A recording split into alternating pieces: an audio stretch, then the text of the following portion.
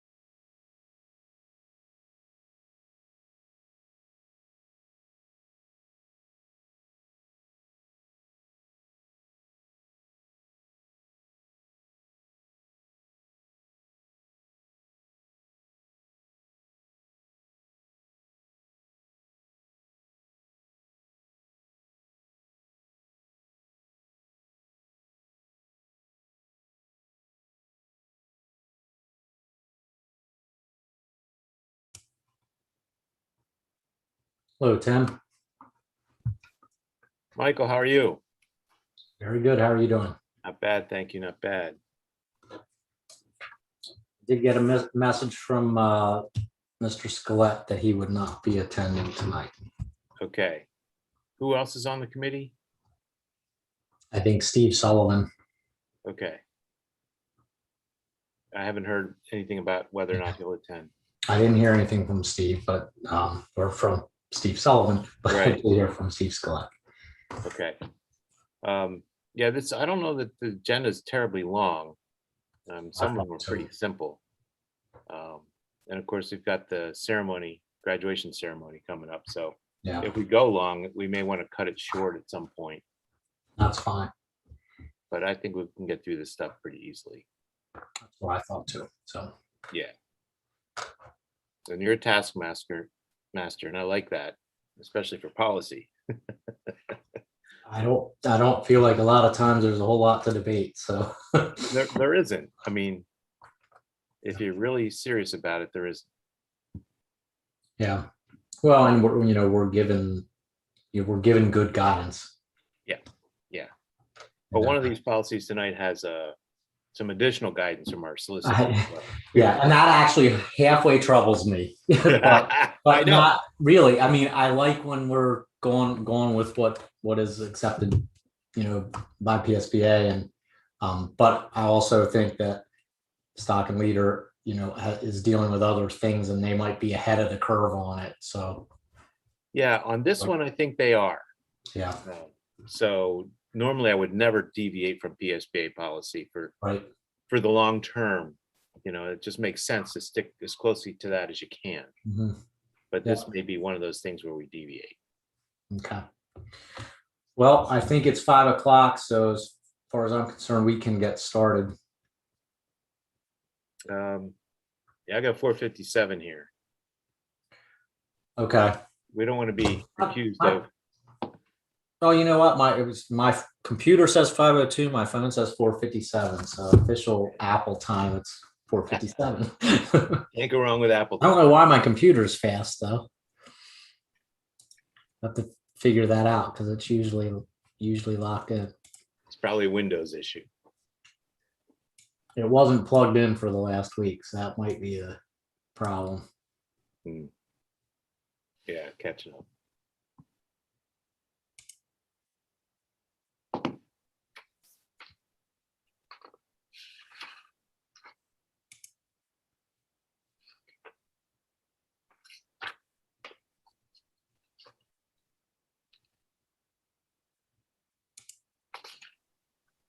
Good evening, everyone. Dr. Sullivan. Hello, Steve. Hey there.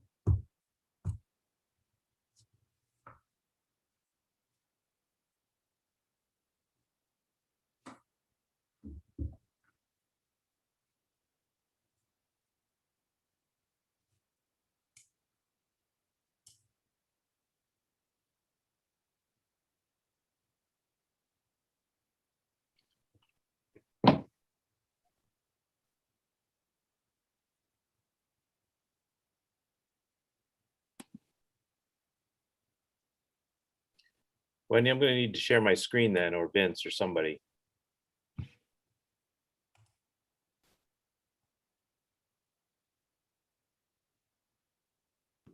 Do you believe you cannot?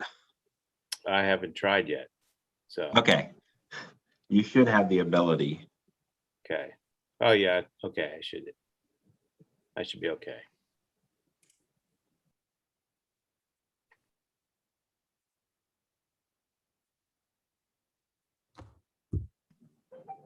I will play clock now and say I have exactly 5 o'clock.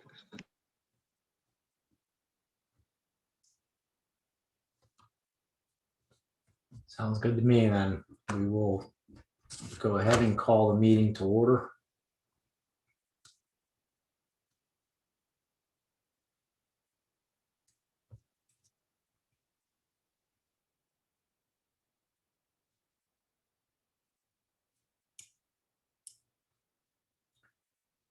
All right, we have the minutes from our March 22nd meeting for approval. Do we have any additions or comments on those minutes?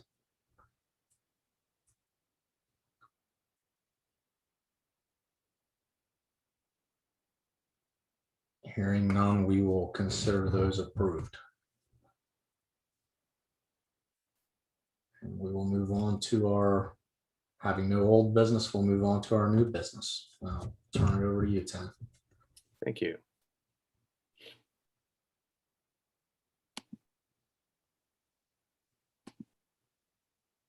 Okay, the first policy tonight is policy 812, property insurance. This is a very simple change. Hello, Mr. Sanders. Very simple change. We're just changing, adding property and finance as the title of the committee. So that's the only change for this policy and also for 813. I'll show you that one in a second here. 813, same change. Any questions about that? Pretty straightforward. Yeah.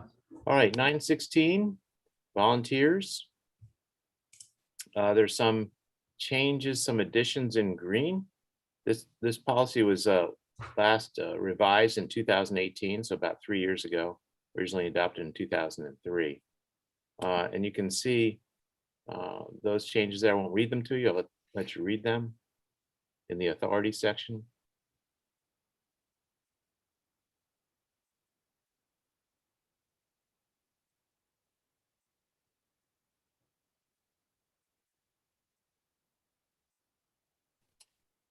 And then definitions section. The red strikeout is removed language and the green is added.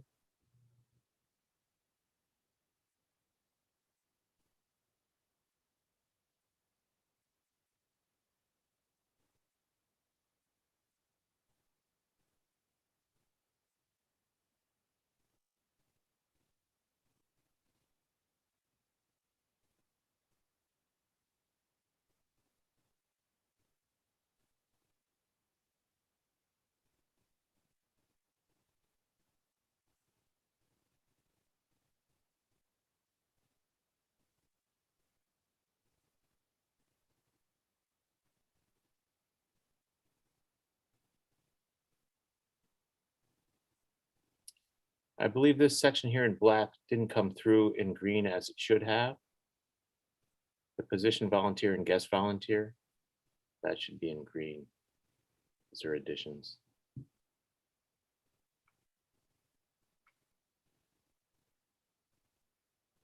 So it's a lot of rearranging of the language and some additional language to make it more streamlined.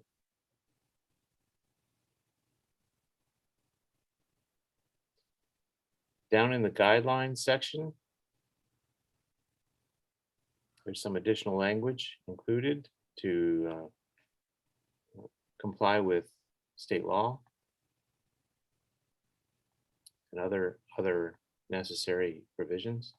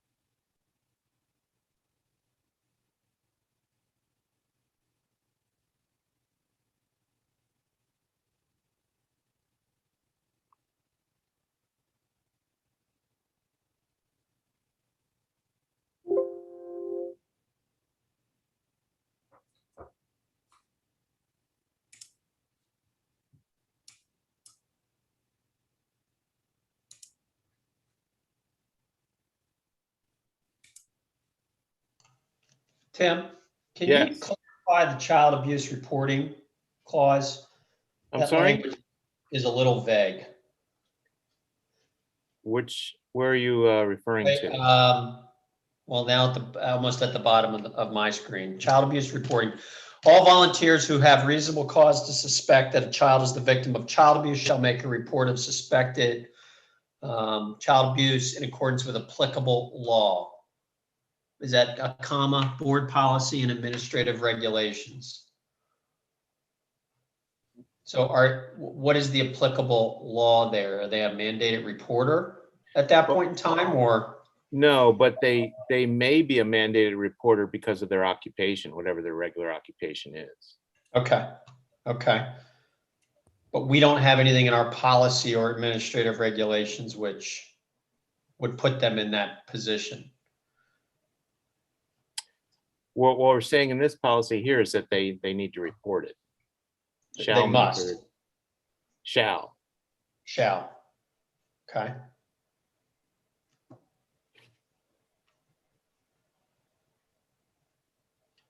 Okay. Dr. Williams, is the TB testing requirement meant to specify a particular type of volunteer position or No, just general volunteer? TB tests are required by school code for people working with students in a school setting. So even if that person is taking tickets at Fall Fest? Technically, yes. Okay. Thank you. You're welcome.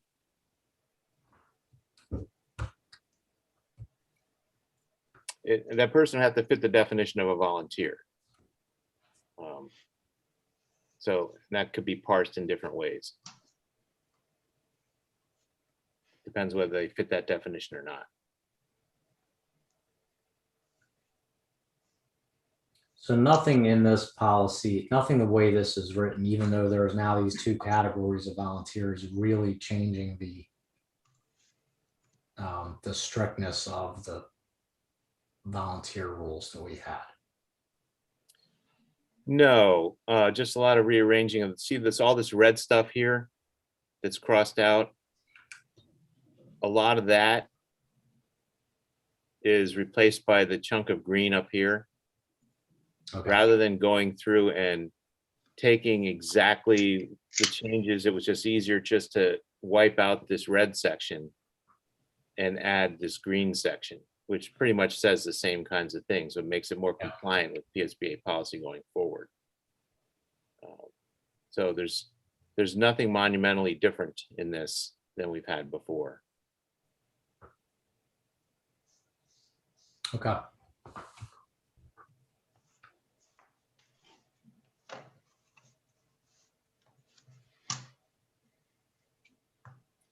Any additional questions about this policy suggestion?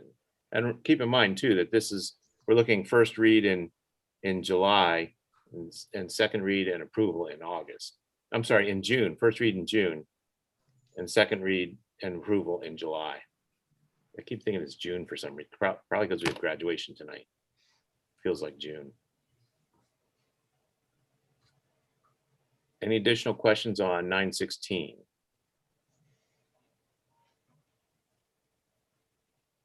Okay. 218.3. Now this is a whole new policy. PSBA recommends the wording that is in black, and Stock and Leader suggested that we let them do an overhaul to PSBA's recommendations. Normally, I do not like to deviate from PSBA's recommendations, but these deviations do make sense to me, mostly because it would apply this policy more strictly, especially to a student, a child who pleads nolo contendere, and not just one who's convicted. It gives some added protection to victims of sexual assault. This policy, I believe, is going to be required. So I'd like to go with, normally I don't like to do this, but I'd like to go with Stockton Leaders revisions to this policy. Mostly because it's a new policy for us, and I believe PSBA will probably be modifying this more down the road, probably along the lines of what Stockton Leaders recommending here. So we can scroll through this slowly.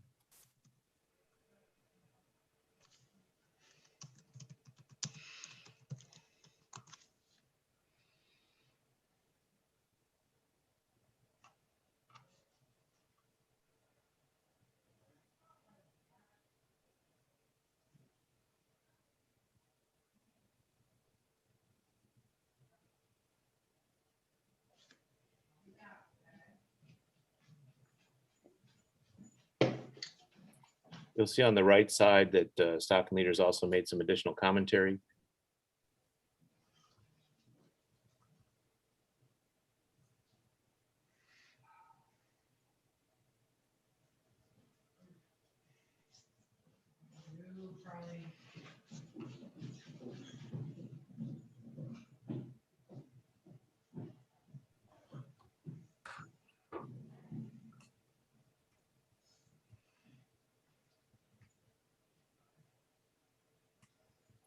When it makes reference to the Title IX coordinator, that will be the Director of Pupil Services.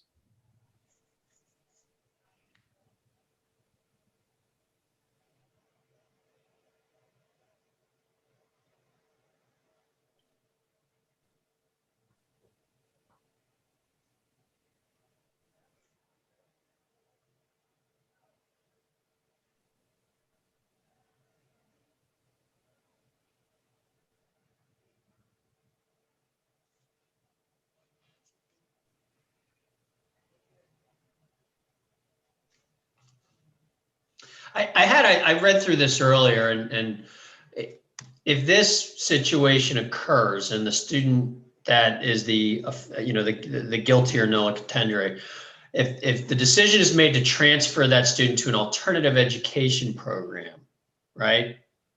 Who pays for that? Oh, we would have to pay for that. We would have to pay for that. Yes. They don't give up their right to a free and appropriate education, even if they're convicted of a crime. Mm.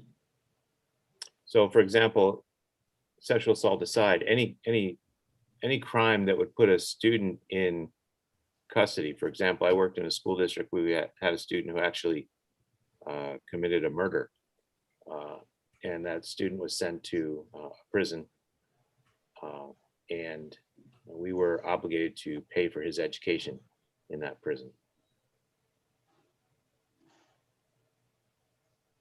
Wow. Yeah.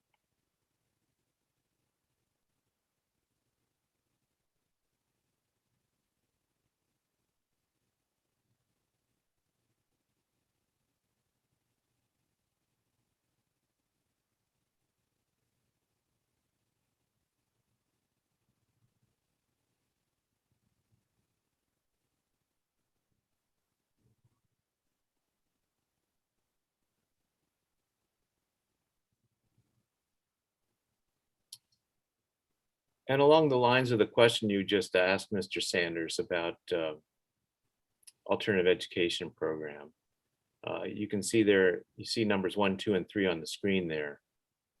Number 2 being alternative education program. Number 1, recommend the board expel the student. Even if we expel a student, similarly, we're still obligated to pay for that student's education unless they have reached the age of, now it's 18, it used to be 17. The law has changed on that slightly. So even if we expel a student, we're still obligated to pay for that student's education up to a certain age. And for special education up to age 21.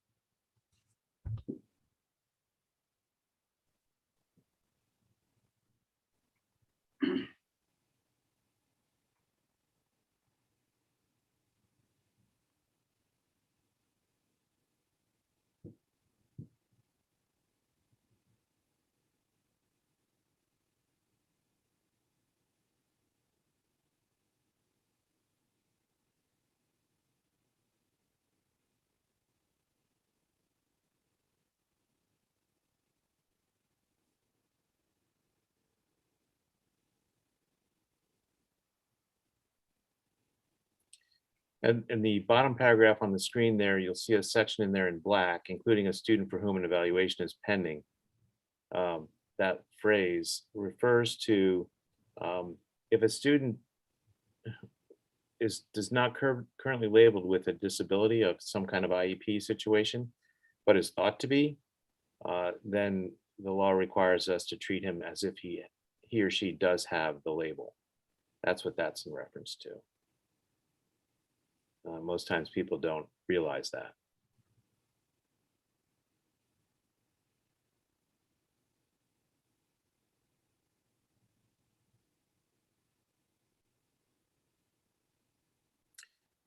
And when we put this into policy final version where it says Director of Special Education, we'll be changing that to Director of Pupil Services because we don't have that particular position.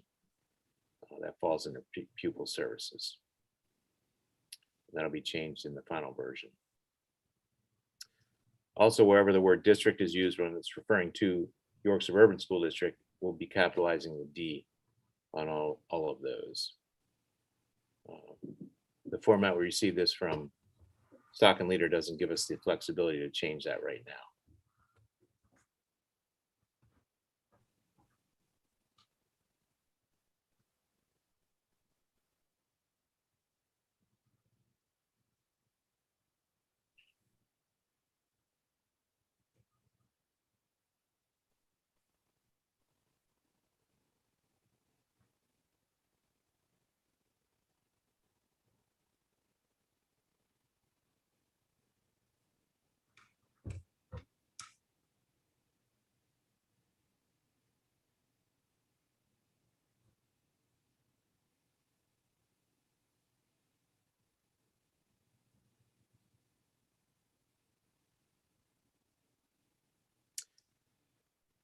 Okay, that was a lot to go through. And you may need time to think about it and digest it. And if there's some changes you would like to make outside after this meeting tonight, please be in touch and I can make those changes or present to the other committee members those changes to see if they should be made. We have time. We've got June and July and adoption in July. Any questions on this policy? It's a lot to digest.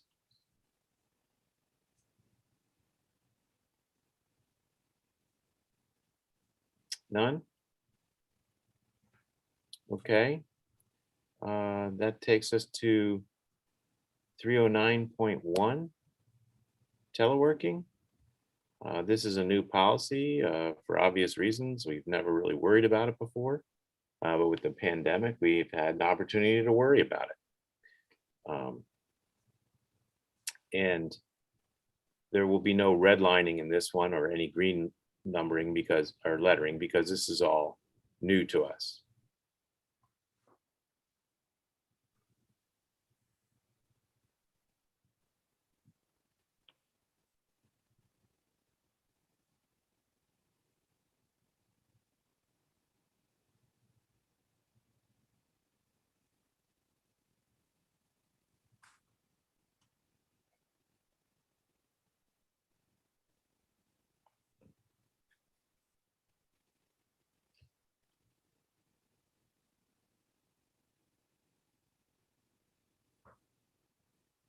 The important thing in this policy is it gives us the opportunity to develop a written teleworking plan for individual situations, which could be helpful in preventing any type of potential abuse of teleworking. We don't plan to be implementing teleworking very much, mostly because we're an in-person kind of industry. With the exception of a pandemic. And even now, at the end of the pandemic here, we have very limited teleworking, other than if we would call a virtual day for some kind of school disruption. Other than that, we aren't doing teleworking on a routine basis. So this just give us some comfort in making that happen should we need to or choose to.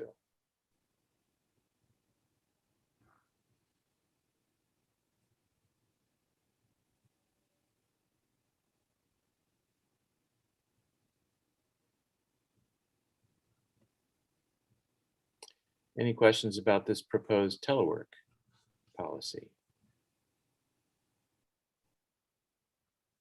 For me. Okay. Leads us to 800.1, electronic signatures. With the pandemic, we've had electronic signatures and you've used them before, but it's become more commonplace, and I have a feeling it's going to remain commonplace, just for efficiency purposes. I still have to sign a lot of things in pen, but more and more electronic signatures are being accepted by PDE and the state in general. So this policy just basically says, if you're going to use an electronic signature, you can't lie about who you are. In layman's terms, I think that's what this policy is basically saying. Of course, there's much more to it than that, but that's the gist of it.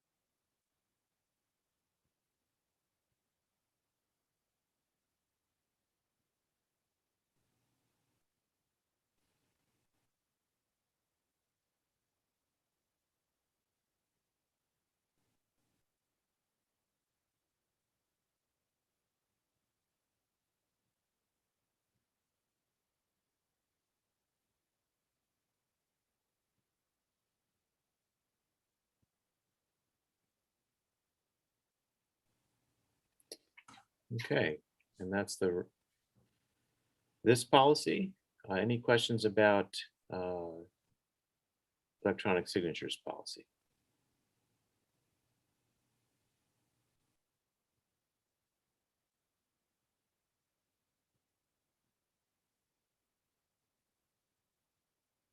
Okay. So that's the rundown of the policies that we're suggesting that the committee have for first read in June. Now we have one meeting in June, but it still counts as a first read. And we have one meeting in July also, but it still would count as a second read. Because when we normally have 2 meetings a month, that's far above and beyond what we have to do compliance-wise for first and second read. So with the 1 meeting a month, we're still in compliance. Understood. So what's These your are pleasure? not on the agenda tomorrow night, correct? No, not tomorrow night. Not tomorrow. Okay, I mean, we could, but I didn't see any reason to force it onto tomorrow's agenda. makes sense.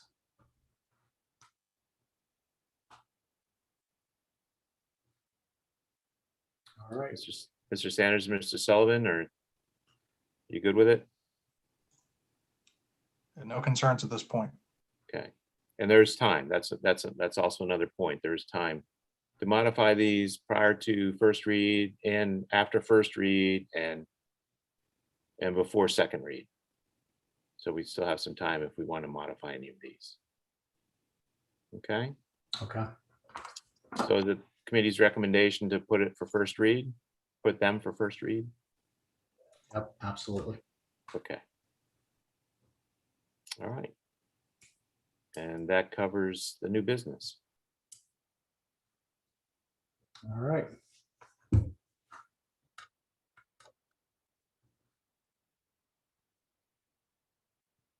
Mr. Henry, do we have any public comment?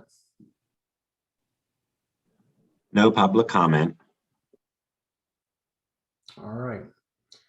And we'll leave the next meeting up to staff to decide when we need one. So, Yeah, we put the 3 policy committee meetings in the school year so far, so we don't have any more scheduled for the rest of the year. Come December, if we don't schedule anymore, come December, the new schedule for the following year will come out. right. After consultation with Mr. Tillman, Sounds good. should he wish to continue as chair. All right. Is there anything else anyone wants to bring up for the meeting?